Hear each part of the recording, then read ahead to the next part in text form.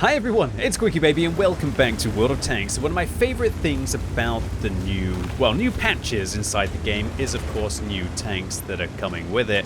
And while this one, the Minotauro, is one that is a little bit alarming as well as also exciting.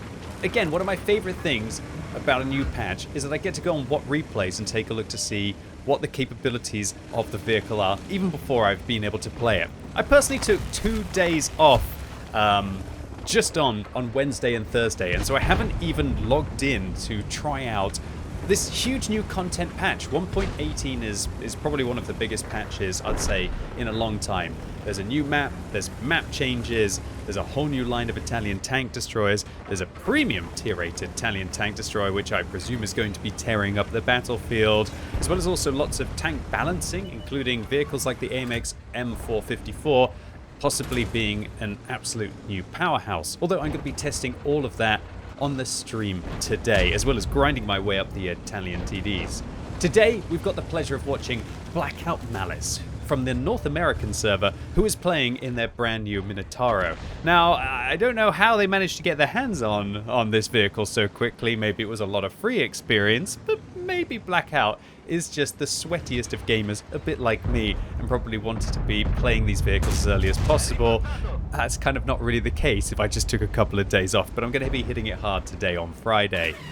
Although, when I think about it, there are so many opportunities these days to be able to accelerate your progress through the tech tree, including blueprints, including 5 times experience games, which I've been saving up through the Twitch Prime packages. I haven't used any of them, and I'm going to be claiming them all today, and so I think I've got something like 35 times experience game saved. And when you think about it, if you're one of those kind of players who has everything and has no need to be able to spend their 5 times experience games or to spend their free experience, when this kind of new content comes out, it's easy to be able to get through it quickly. And it's definitely an advantage to play a vehicle like the Minotauro early, because not that many people are going to know about the vehicle's weak points, and also, more importantly, its firepower capabilities. So if this is your first time watching the tier 10 Italian tank destroyer and you didn't watch my preview of the vehicle, I would thoroughly recommend you go and check that video out, but I'll give you a rough breakdown. This thing has a 530mm autoloader, which is capable of doing 530 damage per shot, although it has an 8-second intra-click reload and its gun handling is truly awful.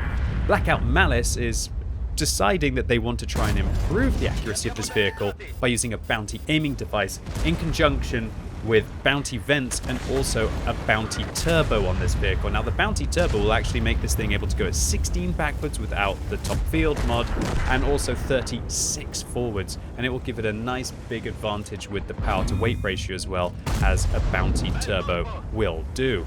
And so I guess what Blackout Malice is trying to do is trying to be and max out firepower, but also still mobility on this tank. I personally am still not sure in these kind of situations whether I really want to be taking the aiming device or whether I want to take a durability device on this vehicle to really keep it moving, and also to maximize the vehicle's hit points, because it doesn't get a big old slug of hit points. We're talking about 2,100 by default, and it looks like with a few of the field mods that Blackout Malice has been able to improve that up even a little bit more. The Minotauro, all of these new Italian tank destroyers have this really interesting mechanic where they've got this really long intra-click reload, but then their reload for the entire magazine is not even all of that long. And remember, these are not auto-reloaders, and so if I ever make the mistake of calling the Italian TDs auto-reloaders, they're not. They have to reload 5x5. Wow, look at that. Blackout Malice putting a heat round there right through the turret ring of a Super Conqueror, and look how many rounds he's bouncing right now. And these are all capitalist rounds, boys and girls. Every single one of them premium that seems to be hitting Blackout Malice's vehicle. Not a good shot there, but then again, the VZ51 did actually manage to turn the tracks just in to be able to avoid the shell, but are they going to be able to take the next one?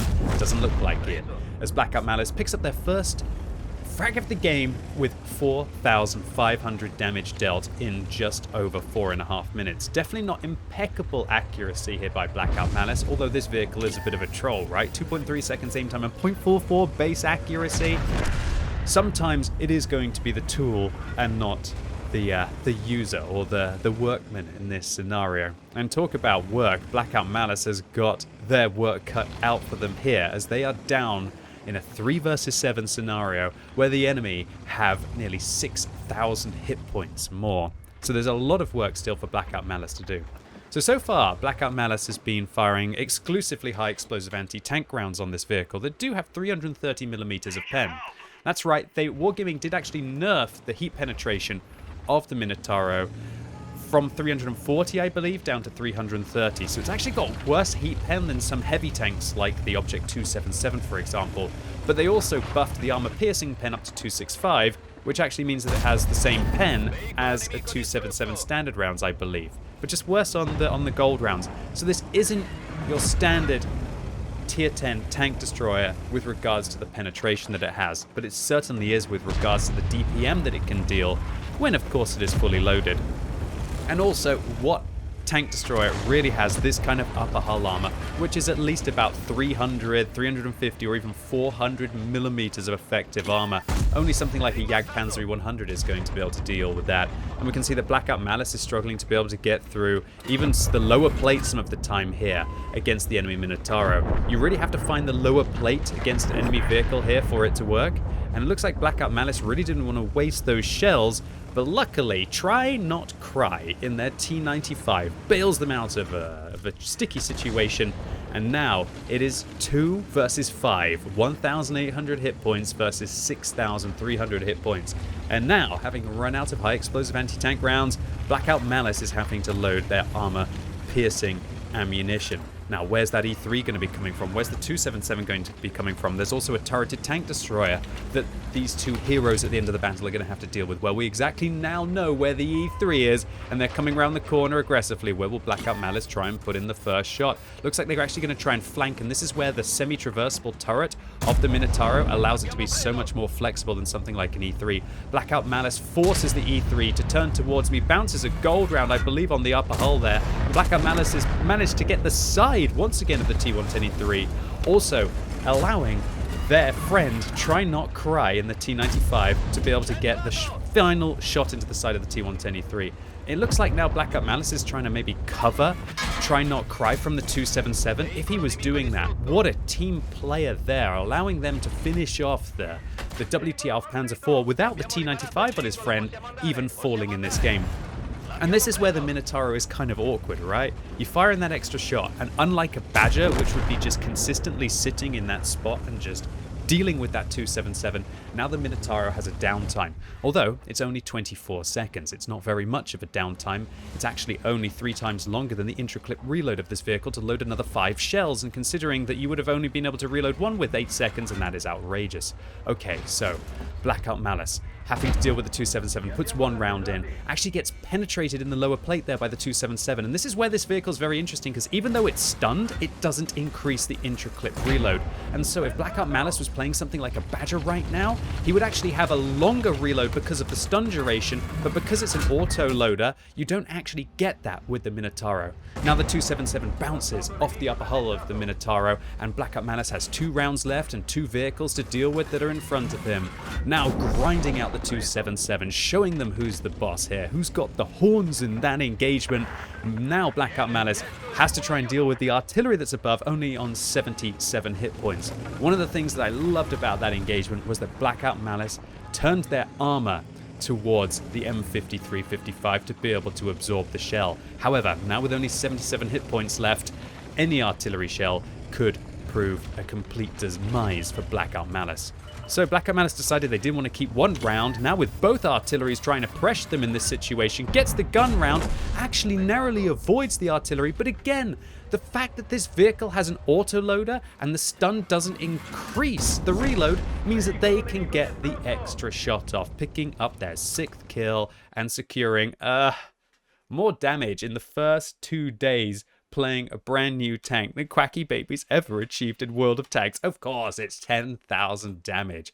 Blackout Malice showing you just what the Minotauro is designed to do. It is a brawler. It's not a sniper. You could work this thing on a ridge line and just frustrate your opponents because this thing barely has any weak points. To tell a truth, this one here on the left, this ridge here is actually a weak point, but good luck hitting it if it is using any of its gun depression. Don't get baited into shooting any of this part of the vehicle. You want to go for that lower plate, and hopefully with something with about 250 pen. Alternatively, get the side, or maybe you can be firing high damage, high explosive anti-tank rounds in through the side here. Apart from that, this thing is just an absolute bull of a tank in World of Tanks that will just fight like a tank destroyer is not meant to in those close quarter situations. As I've said in my preview of this vehicle, as I said in my preview of the Vipera, this thing is a juggernaut that can play like a heavy tank. And as heavy tanks are way more influential across the board and flexible than tank destroyers, and if you were to have a team of 15 heavy tanks versus a team of 15 tank destroyers, the heavy tanks would win the majority of the situations. That is what makes this thing oh so darn powerful, and why I think this is going to have the best win ratio of any of the tier 10 tank destroyers if it can just manage to climb over the Object 268 version 4. But again, the jury's out, and we're just going to have to wait to see. But if everyone's playing as well as Blackout Malice, yeah, this thing's going to be very brutal. So an ace tanker and their first mark of excellence for Blackout Malice, and this was a game from yesterday, only a day after the vehicles were released, suggesting that Blackout Malice absolutely loves their Minotauro, and when they're giving them results like this, who wouldn't, right? Pascucci's medal for dealing with those two self-propelled guns, a Spartan medal for ricocheting with less than 10% of their hit points, the Confederate for dealing with at least 6 opponents that were subsequently killed by their allies, a steel wall for blocking how much damage? 3,800, enough to kill the vehicle 2 times over, and a high caliber for 10,214 damage. And in addition to that, Blackout Malice also gets the Top Gun. And whenever I see a Confederate and a Top Gun, that is always a mark of a holistic all-round carry. You know, when you've destroyed at least 6 vehicles yourself and you've damaged 6 vehicles that your allies have also managed to finish out, you've dealt with most of the enemy team. So Blackout Malice, congratulations to you on this mammoth game. Not so much on the ammunition resupply here, but it's your new toy. Do you probably care? Probably not. Thanks for showing the World of Tanks community what the Minotauro is capable of, and a new standard has been set to try and achieve above. And thank you very much for uploading your replay onto the What Replays website for the community to enjoy. I thoroughly did. That's why I wanted to make a YouTube video on it today. And I hope everyone who watched the video enjoyed it. If you did, give it a thumbs up. If you hated it, give it a thumbs down. And now that we've had these vehicles for a couple of days, let me know in the comments down below what you think about the higher tier Italian TDs. Are they absolutely destroying the battlefield? I guess I'm just going to have to find out. I'm going to be starting streaming and playing all of the Italian TDs. Well, maybe not all of them. I'm actually going to grind my way up the tech tree live now on twitch.tv/QuickyBaby. So come along and let me know what you think, or just see my initial impressions of the Italian TDs. And as always, thank you so much for watching. You've been epic, and hopefully I'll see you soon.